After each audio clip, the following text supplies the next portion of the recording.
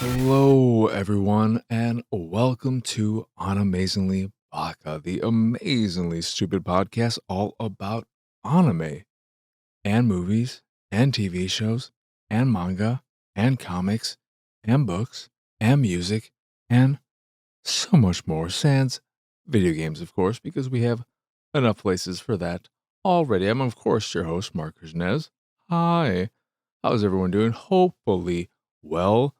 I've got the usual to talk about, and I guess one movie franchise I can hit upon because I watched all of them, and I am wanting to die myself from the pain and misery it brought me.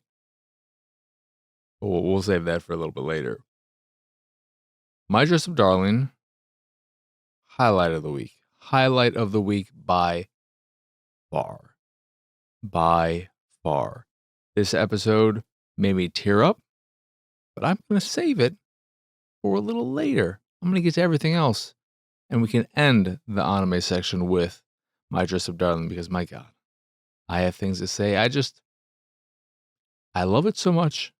And I also have things to say because I immediately after finishing the episode looked up figures and statues wanting something of Marin.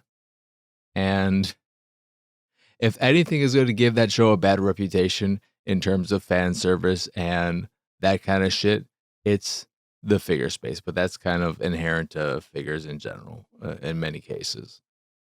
It's just even things that are normal. Hey, look, I'm in my school. We'll get to it when we get to it. All right, we don't need to diverge into a tangent already. I figured I'd start with Kaiju number 8. Why? Because I finally did something I've been talking about ever since I brought back Animezingly Baka, and it is I have finally started reading a manga again. It's been over 5 years. I should even look. Can I see my history with this? Probably not. Because in terms of manga, when I go, my completed manga are The Kawaii Complex to Manners and Hostile Behavior. Adore it, adore it, adore it. A Silent Voice, also very much so love it.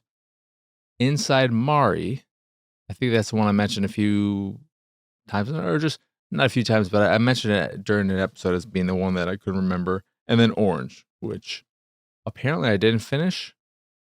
31 of 39, but I don't know if it was 31 for the main story and then they eventually added on a after the story, here's a future thing type of situation. But I am finally reading a manga, and that manga is Kaiju number 8. I figured with how down I am overall on season 2, it would make sense to read the manga. And finding out that it's finished also is a bit of a plus in its favor. I'm only 18 or 19 chapters in. The last chapter I read ended with Kaiju number 8 defeating Kaiju number 9 in the first confrontation. Well, not the first, the second, because the first confrontation was very brief at the training, during the training mission. Or the first, not the training mission, but the test mission. The final part of the test to see who would successfully make it into the officer thing, and Kafka, not Kaiju number 8, but Kafka ended up becoming a cadet, but he did make it through at least. But in their second confrontation, the real confrontation, he defeats him and is about to presumably kill him, and then other members of the officers show up and distracts him enough for Kaiju number 9 to make his escape, but that'll be learned in the following chapter. So far, I'm really enjoying it, but I've already experienced this in the anime, and this is just a reminder for me. One, the first chapter I think was a long one, So it was about 60 or so pages. And then I think the second one was also long in the 40-page range. But everything after has been in that 20 to 24 page range. And reading it so far has been a reminder of how easy it is to get through a chapter of manga. And I'm kicking myself a little bit for waiting so long to do this because it's a great thing to just have to be able to read when you have a little downtime. I could be reading more than just this, but I want to focus. I want to ease myself back into reading manga. So there's that. And then it's a great reminder of how great the start of Kaiju number 8 is. The first chapter is the entire first episode of the anime. And that whole introduction to Kafka, Ishikawa, and him turning into Kaiju number 8 is done so well. And it's so good. It's such a great hook. You are immediately vibing with these characters, and it's nice for someone like me who is older to have a older protagonist to follow. That's nice. And then the way they handle Ichikawa and how he's not just very dismissive of Kafka, but immediately becomes really devoted to him because of how he saved him and his overall demeanor, even though he's an old kind of schlubby dude and gave up on his dream. But I don't know if when he was trying out for the officers and all that for the defense force, if he stopped because he hit the point where he was too old to continue trying out, or if he just stopped for that original guideline. But it's just a great introduction to the whole premise. And then as we're getting introduced to more characters and seeing Kafka use his powers and all of that, it's just a really great first arc plus or so of the story. So that was a great reminder. And then I knew of the art controversy regarding the art of the manga and the art of the anime, but I never looked into it. I never saw for myself the difference. And I don't remember if the controversy was just regarding Kafka or everyone, because everyone doesn't look that different from the manga. A lot of them look fairly similar, but it's Kafka that specifically stands out as being off. The manga definitely looks better in terms of just the art. There are times in a lot of fights where the action isn't super clear, but watching at least the most recent episode, I said to myself, well, the action's not the greatest here either. So you get a little bit more, but it's not peak action in terms of what else is out there. But Kafka in the manga doesn't look like some old schlubby dorky dude. But in the anime, he does. In the anime, he just looks like a normal dude who's a bit on the overweight side and he's like your neighbor. But in the manga, he looks like a leading hero type, a leading man, a hero type who just let himself go a little bit, who eventually gave up and let himself go a bit. But he's still very traditionally handsome. His face, he has a more chiseled features. And that does give him a bit of a different vibe than he has in the anime, where in the anime, I look at him and his desire to be by, I forget her name, but be by her side.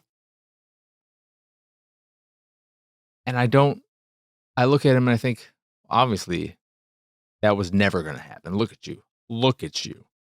But in the anime or in the manga, I look at him and I think, what happened? What happened? You probably could have. You just, you didn't have the fervor, the fire in you. You look like you could have done it, maybe. But yeah, I'm only so far into the manga. Got a ways, a plenty. I've got plenty to go still, but I'm enjoying it from both a me returning to manga standpoint and the actual story itself standpoint. I've heard some people say you shouldn't read the manga because it's not good, I guess. Maybe it doesn't end well or end in the ways they like. And they're hoping that the anime will diverge from that. I don't know. Given that his name is Kafka, if this is going to end up being reflective or in some way related to the metamorphosis and how that ends, he'll fully transform. He won't be able to transform back to a human and he'll just end up dead. Maybe not in the same way. He'll just get killed by the one he's trying to be next to, which would be sad, of course. And that could be a reason why people don't like the story, potentially. If that's how it wraps up, I have no idea. But not every story needs a happy ending. And if that's how it happens, I'm not going to be upset about it. I mean, sure, would I like a happy ending? Yeah, but I don't really see a happy ending happening. I don't see how that happens. Not the happy ending for Kafka, at least. Because with his kaiju transformation, is he going to be able to get rid of it? That seems very unlikely. So, is he just going to be able to control it? Is he going to be able to control it so well and he's going to live happily ever after with the girl he's been wanting to be by her side? And I'm sure this was mentioned in the anime, I just don't remember. I didn't realize they were 5 years apart because he's 32 and she's 27. He could be a very young 32 and her a very old 27, so they're more like 4 years apart. But when they show them as kids, they don't look 5 years apart in age. So that's a little weird to me, the age difference, especially when they're younger. But the most recent episode of Kaiju number 8 sees Kaiju number 9 getting defeated, his other alternate form getting defeated by Kaiju number 8 fairly easily. But his real true form, being unable to kill Kaiju number 8, is going after his second goal, which is to consume Kaiju number 2, which is the body suit thing weapon that the all these names. I hate names. Is the best way to remember names just through repetition? So I should just be, because I remember Ichikawa from reading the manga. And of course, Kafka is just a unique name, so it's easier to remember. Hikaru. Her father, who is, I'm not even going to look at the name. It's like Ioi or something. Or whatever. It doesn't matter. Her father gets into a fight with him, and his weapon is Kaiju number 2. And so Kaiju number 9's goal is to consume him and take the power for himself. He ends up doing that. They have a drawn out battle, which is kind of exciting and thrilling. But at the same time, I'm getting a little sick and tired of Kaiju number 9. I don't know how much I like him as an antagonist, as a continued antagonist. I'm just kind of like, will Kaiju number 8 just kill him already? Or is he just going to be the big bad of the entire story and that's that? And who knows, maybe he consumes Kaiju number 9 and that turns him into a full-on Kaiju monster, can't come back and they got to kill him because, I don't know. But that's how it wraps up.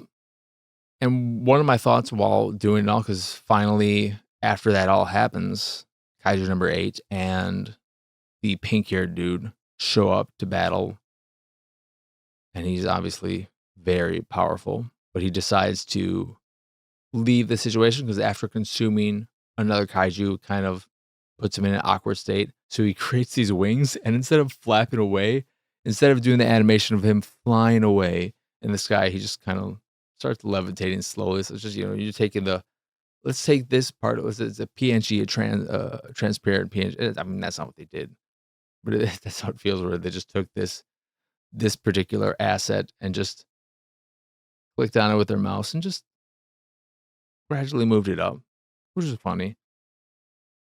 But one of my thoughts was, what took Kaiju number 8 so long? Isn't he super fast in that form? Couldn't he have gotten there? He arrives at the same time as Pink Hair Dude. How? Why didn't he get there fast? I don't know. I mean, obviously he didn't get there fast enough because you need the dude to consume number 2 because that's part of the story. But I'm kind of just checked out on Kaiju number 8 at this point. I'm curious when I get to where we're at currently in season 2 in the manga, if I will be more into it in the manga or if it'll be worse, like some people are alluding to. It'll be very interesting when I get there. But that's Kaiju number 8. Sakamoto Days, all I want to say with that one is I can't believe the dude's birth name, his given name, is apart. I thought all these names were just their murder names, their killer names. And maybe they are for everyone else. But this dude's real name is apart. When they go to the flashbacks of him as a kid, his father, who is the one person who's really nice to him, is calling him apart. I'm like, what the fuck? What do you think is going to happen to your kid when you name them apart? Name them something normal. You think your kid's weird? Because the father eventually, after I think the son rips something apart, as he does because that's his name. He's like, oh, he's so weird. He takes him to the doctor. He's like, you got to fix him. He's fucking weird. And the kid freaks out and kills his father because he goes to give him, is it a CAT scan? Scan of your brain. And the doctor's like, his brain's normal. Nothing, I don't see anything out of the ordinary here. He's like, what are you talking about? Because you see, he's fucking weird. And then he kills him with a pair of scissors, the kid. He kills the father with a pair of scissors. And I guess cut open his head. It's like, oh my God, your brain looks like mine. We're the same. But he's fucking weird for naming his kid apart. The fuck? Who does that?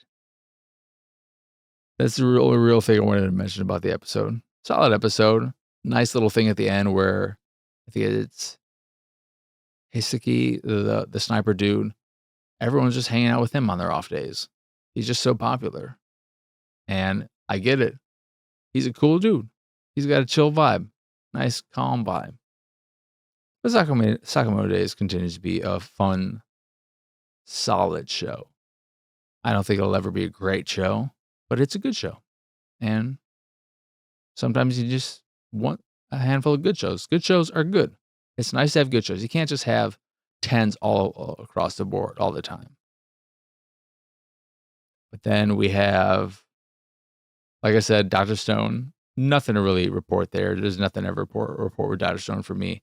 This episode had them finally crossing this one gap, making a rope bridge, a rope thing, and it puts them with the dilemma of what do they do? Who do they pair with each other? Because there's a weight limit. Who are they going to pick with Zeno?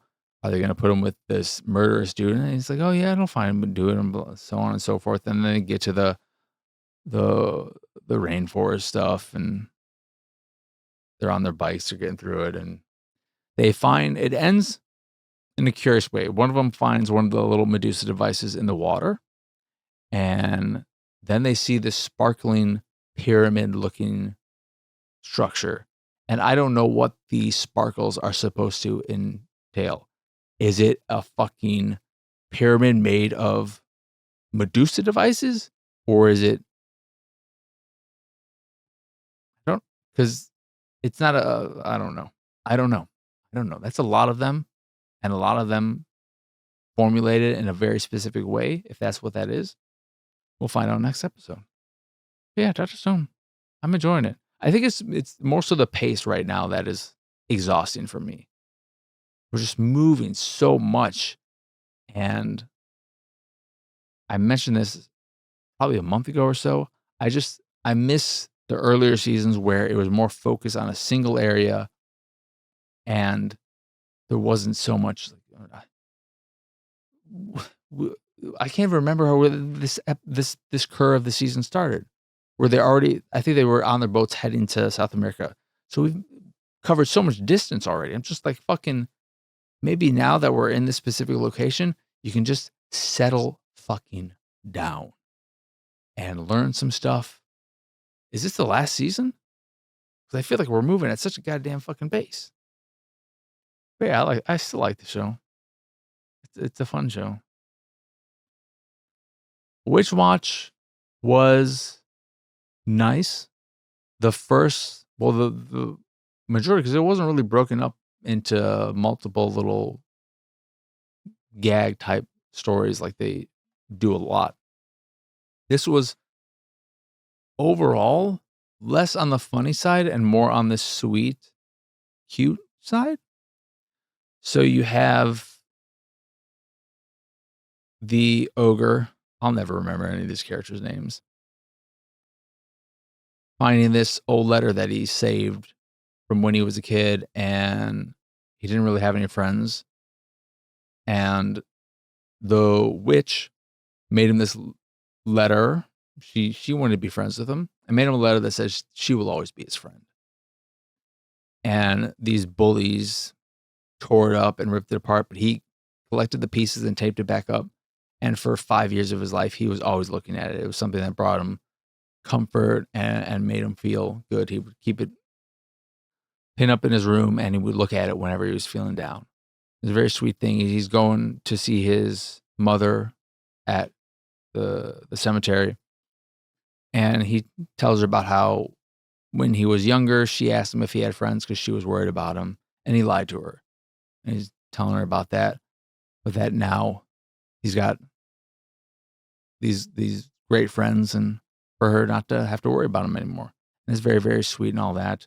There's a few light, funny moments in the telling of the original story. Like when she was trying to warm his butt and she ends up doing it too much and burns a hole in his pants and he could just see his bare bottom.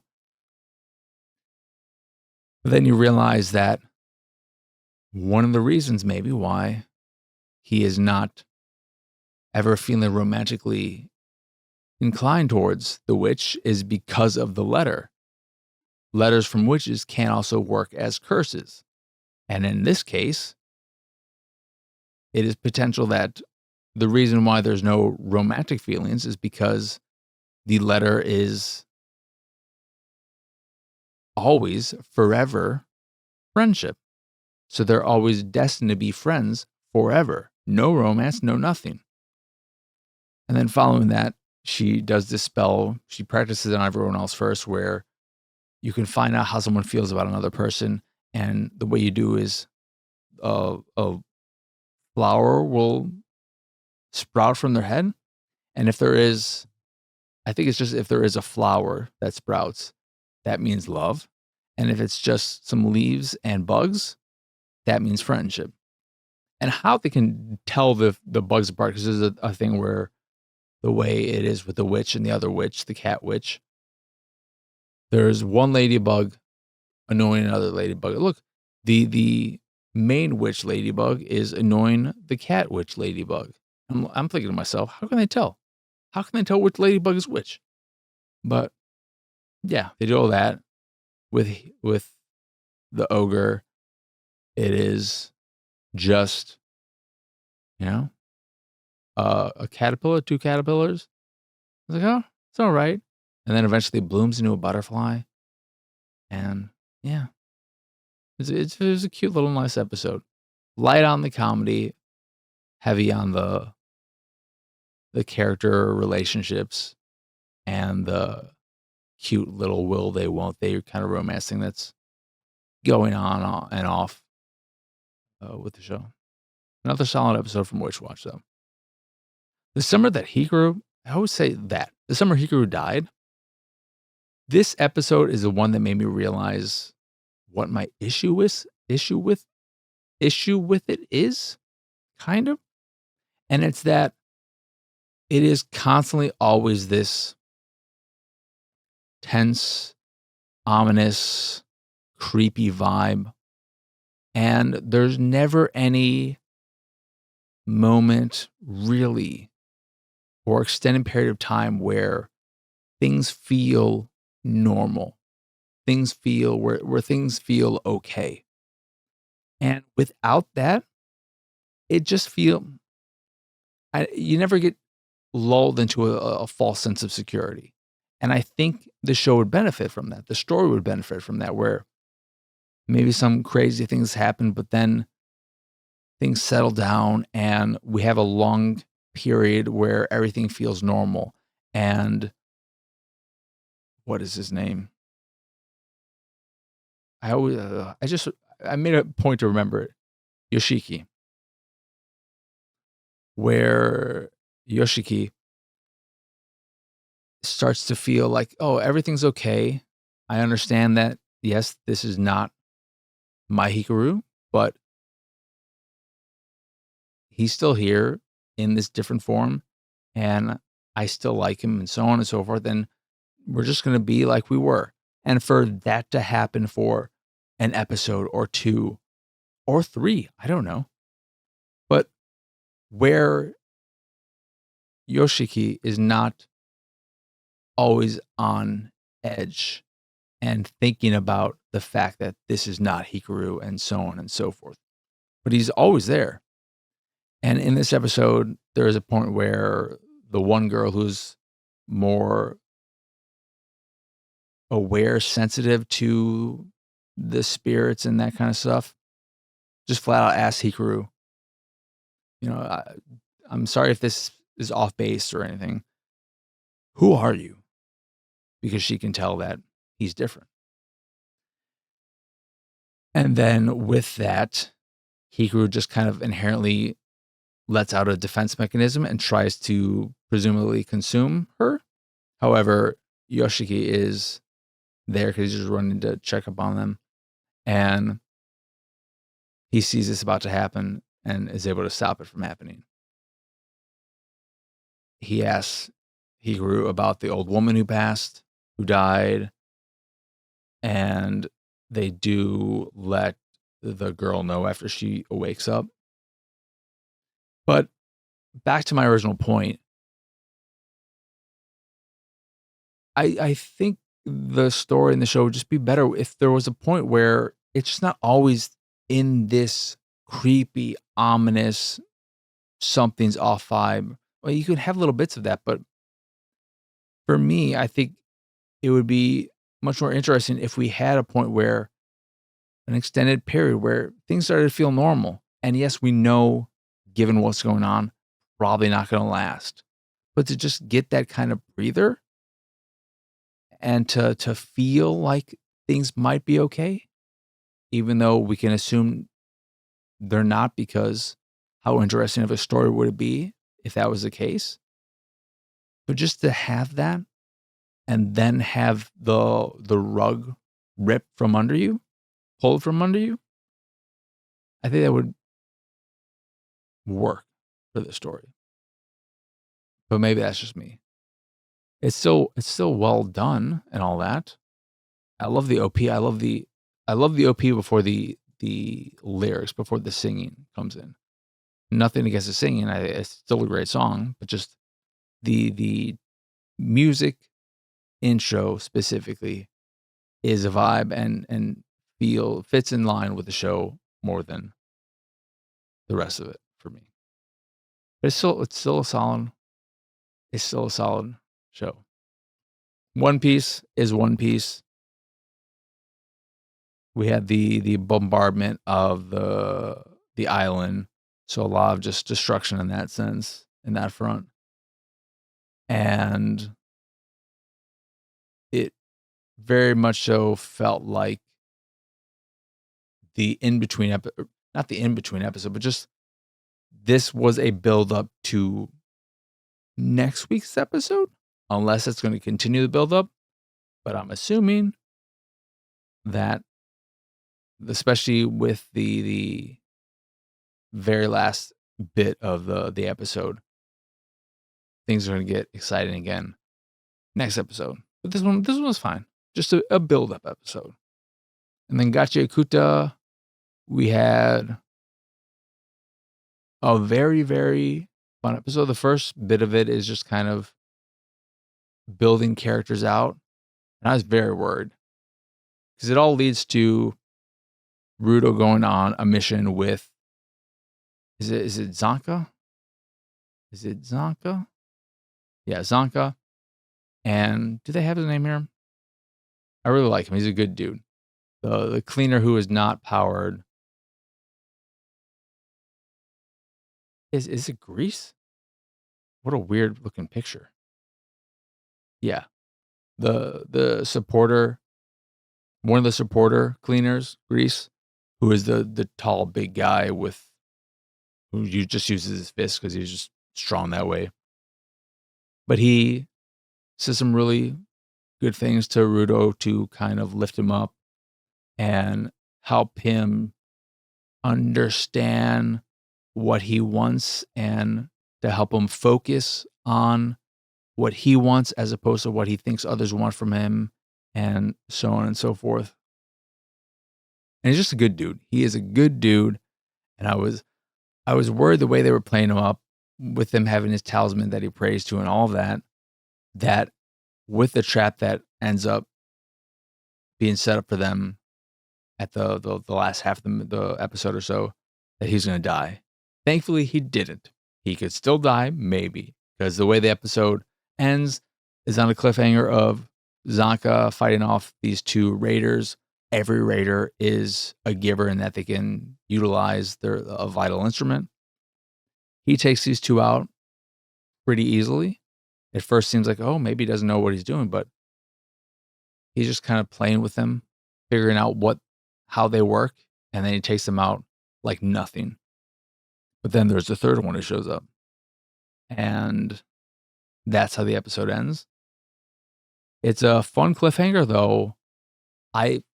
There's no way Zonk is going to get killed or anything, so I'm not really worried. For him, at least. But who knows? Maybe this third raider giver is going to do something to Greece. I hope not. But another solid episode. I love the OP so much. I love it so much. This is not a weaker episode. It's just we had some. It wasn't as exciting. I get the fight at the end was pretty solid, but yeah, I still really really enjoy the show. I could use some character development for Arudo though. I could use him to grow up a little bit, maybe. But I like it. I like Zanka's. Not in fact, Zanka is very happy anytime Engine is mentioned, and anytime he hears something about Engine saying something positive about him, he definitely looks up to Engine quite a bit. Yeah, solid episode. And then Don Don was more of a kind of lighthearted, fillery episode where not too well. You have the attempted exorcism of Evil Eye from Gigi. It seems to be going well, but through the process, they bring in this 4-person band to do this like metal song. They can't see spirits or anything, but they're song, their music, I guess, brings the power, and it was a fun, very exciting, visually exciting section with solid music. This ridiculous looking band. They almost had like a stupid Kiss vibe to them. But through the process, while they're trying to exercise Evil Eye, Gigi is calling out, not really in pain, but just that he wants them to stop. He doesn't want them to kill Evil Eye because he promised Evil Eye to play with him. Evil Eye was just this kid who wanted to play with the other kids, but he's locked in this room. He even learned how to dance like they did, and he just wanted to be able to play with them and not be by himself. And he promised him that he would play with him. He wants to be given the chance to better control this transformation within him. And Grandma decides to allow. He's like, okay, you know what? Welcome to the family. I think that's the name of the episode. And so you have that. Is it Ira? Is that her name? The pink-haired girl? There's a lot of fun bickering between her and Momo this episode. And yeah. It's a solid, fun little episode. But we obviously needed the break after the start of this season. A lot of shit going on. So we need a bit of a breather. I'm assuming the breather is going to happen for a few more weeks. And then we'll probably we might have a Monster of the Week episode here or there, but then we'll have some kind of build up for the next season. This is how it'll wrap up.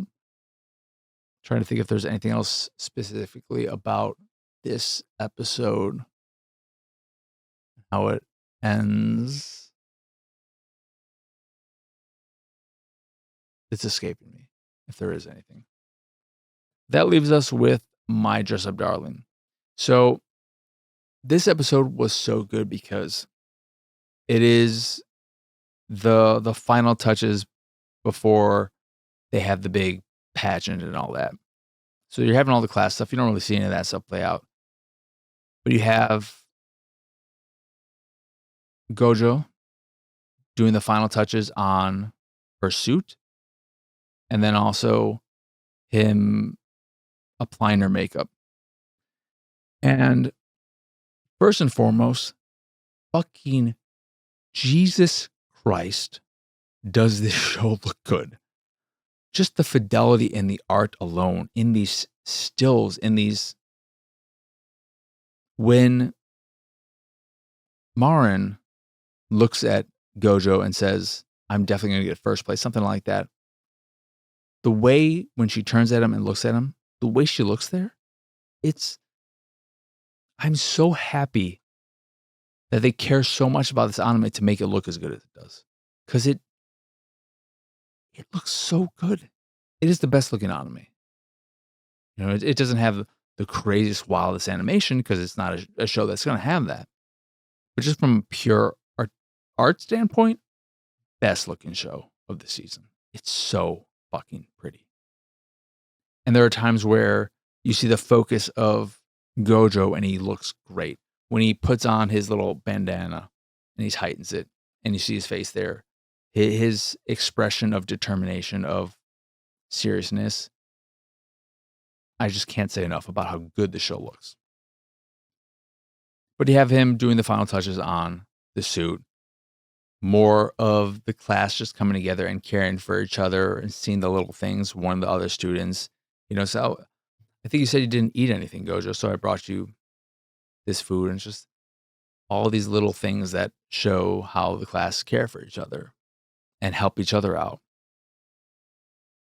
And when he is going to apply the makeup, he does it in the biology room or the anatomy classroom or something, assuming that no one will ever show up there, and he'll be free to do it in private so that he won't have onlookers that are making him nervous. Then, of course, everyone shows up because they want to watch him do this because they're so interested in the process. And he gets very, very nervous. And this is the point where I started to tear up when he's really starting to freak out, and he drops some kind of like a makeup applier or something like that. And Marin, I think she like grabs his arm or whatever, but she looks at him again with this beautiful art and asks him if he's okay. And I just, throughout the rest, because I love how supportive this show is.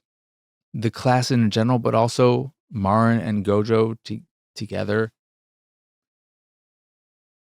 I just started to tear up because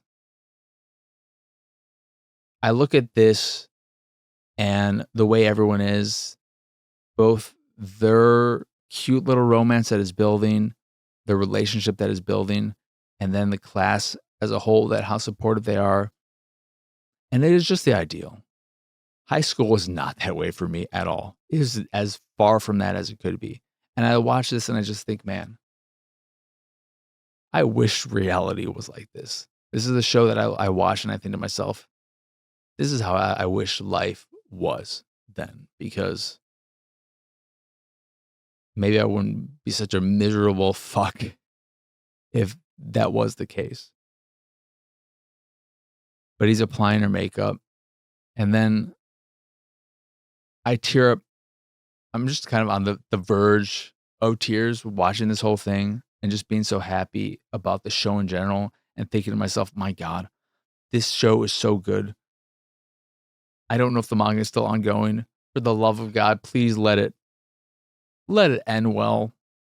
I want it to just, I want this to remain quote unquote perfect forever. I don't want it to fuck up the ending.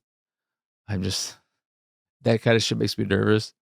But when they actually get to the pageant and you see everyone's reaction, and also this episode had a very internal thought process from Gojo of him feeling like a supporting character, that he's in a supporting role.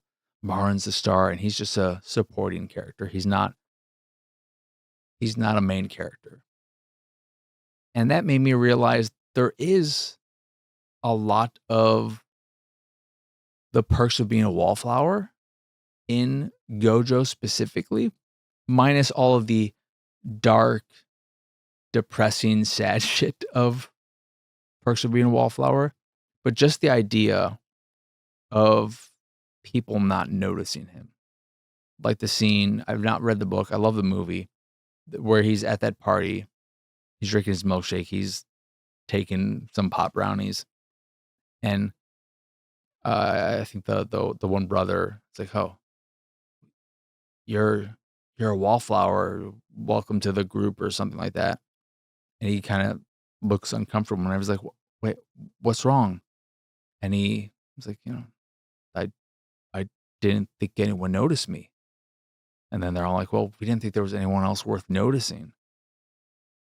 And that is a way I felt at that time, and is a feeling in me that I'll always have. But I realized that with him in here. And when he's watching her up there on stage coming out, and everyone's eyes are on her, and she just looks so amazing, and he's watching her and he's getting these feelings, and he's thinking to himself how beautiful she is, and he says half the word, and then she says, and this all was done through Gojo.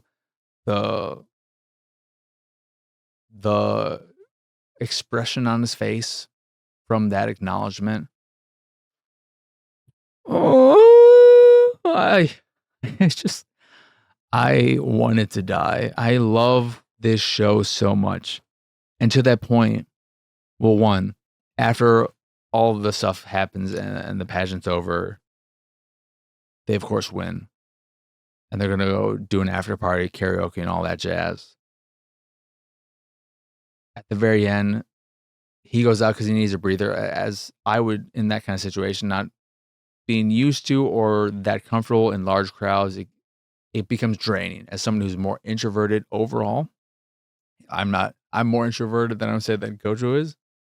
But when you lean towards that, the way it's been described, and I think is great, is that you have these different types of energies or whatever, where an introvert can be in groups and be okay, but their energy is drained faster. So he needs to just go out and kind of recollect himself.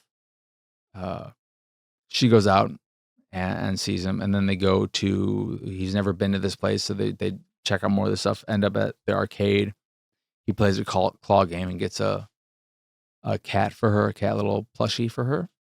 He wins it, spends way too much money, as one always does in the claw game.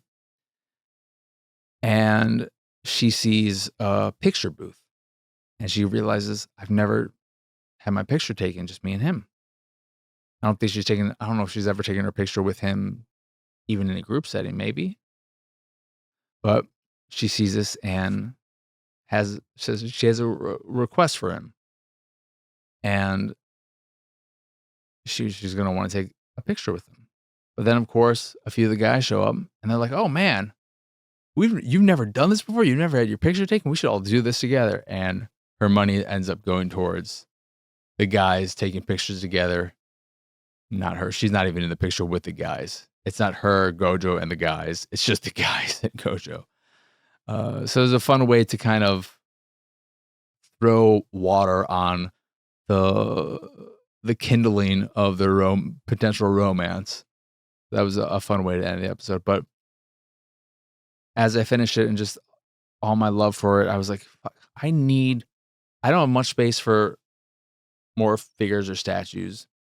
So I've been thinking about what is truly important to me, what I really want. And I said to myself, I need something for this. I need something from this. And when I was looking at them, there's so much fucking awful shit. And this is the why, more than anything, even the show, you could think different of the show. Because there's just so much shit of her coming out of her top. Or things where she's just in her school uniform, but she's like bent over a little, doing a peace sign, and it's like, oh, this is very cute from the front. And then you turn around, it's like, oh, there's just a bare ass there. And they never show in any of the angles from the promo shots the actual behind, like the way it looks though, it looks like she's not wearing any underwear or she's wearing a thong. So I don't know. I want to see but I found one where she's just kind of standing up straight. That is all right in her school uniform. And then one where she's dressed as the Lolita character, but one where she's in that get up on like a purple pink chair pillow thing. And she's not coming out and you can't see up her fucking skirt or any shit like that. I think that is the one I'm leaning towards. It's a pretty nice one. And then I think there was one other one where she is sitting down. It's a reissue in her school outfit and her legs are crossed, like not legs are crossed, but they're bent and you can't see anything. That's the important thing. Because I love her. I would love something of her and Gojo, but obviously, if you're gonna get something from the show and you're gonna make something from the show, I don't know if there's even a Gojo. Maybe there's a Gojo Nendoroid in addition to hers. But it's so frustrating because I just want something nice. I just want something nice from it. I can't get that. Fucking sucks. But yeah, fantastic episode. Teared up when he was doing the makeup and all that, and she's like, "Oh, are you okay?" And then continued in that emotional state through the pageant. Got another deep emotional hit when he's looking at her and having all those feelings, and then I love it. I love it so much. But yeah, that's it. And this episode's gone long enough. I'm not going to talk about the movies I alluded to a little bit. So that is going to do it for this here episode of Animezingly Baka. Once again, I am Marcus Nez. Y'all can find me pretty much everywhere at PX Sausage. If you enjoy this here show or any of the stuff I do and what have you, you can support me and my nonsense over at patreon.com/PXS. There you can get access to the Sausage Dump, which is a random release podcast of varying types of content, from me crafting my top 100 games of all time list that I'm currently doing to other random asides, in addition to other random drops here or there, as well as a private Discord channel along with some fancy Discord roles, or you can just support me to support me if that is your fancy. That is, again, patreon.com/PXS. In addition to the Patreon, you can find links to the site, the YouTube, the Discord, and so much more over at pxsausage.com. That is the letter P, letter X, sausage.com. But that is it. That is all. As always, thank you for watching or listening. I hope you enjoy this here episode, and I hope you have a wonderful, wonderful rest of your day. But for now, adios, arrivederci.